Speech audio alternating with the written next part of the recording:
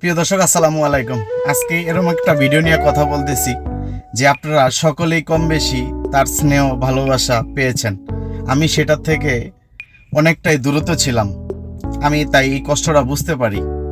আজকে সেই বাবার জন্যই, বাবাকে নিয়ে এই কথাটা বলতেছি। এই যে ভিডিওটা দেখতেছেন, উনি ঈদে যাচ্ছে, ঈদের নামাজ পড়ার জন্য। উনি পিঠে করে নিয়ে বাবাকে নিয়ে নামাজ পড়তে যাচ্ছে।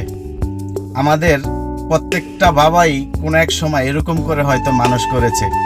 জানেন, সে বাবাই ছিল যে বাজারে হেঁটে যাইতো, 10 টাকা রিক্সা ভাড়া দিত না। কেন জানেন? আমার ছেলেটা আগামীকাল স্কুল খরচ দিব বলে। একটা খাবার খেতে মন চাইলে সে খেত না।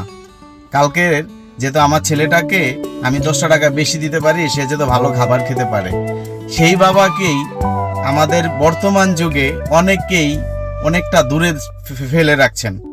কিন্তু আসলে এটা উচিত ছিল না। এই বাবা তো থাকার কথা মাথার উপরে। যে বাবার জন্য আপনি সফলতা অর্জন করতে পেরেছেন, সেই বাবা মার জন্যই আপনি।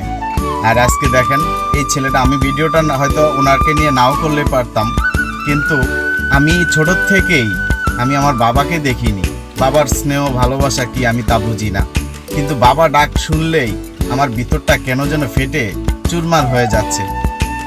আপনারা যাদের বাবা আছে সকলের কাছে আমি বিনত অনুরোধ জানাবো যে বাবাকে কখনো পর করে দিয়েন না। এই বাবার জন্যই আপনি পৃথিবীতে এসেছেন, এই বাবার জন্যই এত সুন্দর রঙিন দুনিয়াটা দেখতে পেরেছেন। তাই বাবা মাকে কখনো পর করে দিবেন না, কারণ ওনারাই আপনার পৃথিবীর আলো করার একটা উজ্জ্বল নক্ষত্র ছিল। তো ভিডিওটা আমি পর্যাপ্ত শেয়ার চাই, যেহেতু প্রত্যেকটা ছেলে বাবাকে এরকম পিঠে করে নিয়ে যেত আনন্দ করতে পারে, বাবাকে এইভাবে করে যেত আনন্দ ভালোবাসা। বাঁচবে কতদিন? যতদিন পর্যন্ত বাঁচবে উনি যেত বলতে পারে যে আমি ছোটবেলা আমার ছেলেকে পিঠে করে মানুষ করেছি, কেন আঙ্গুলো করে হাঁটা শিখিয়েছি।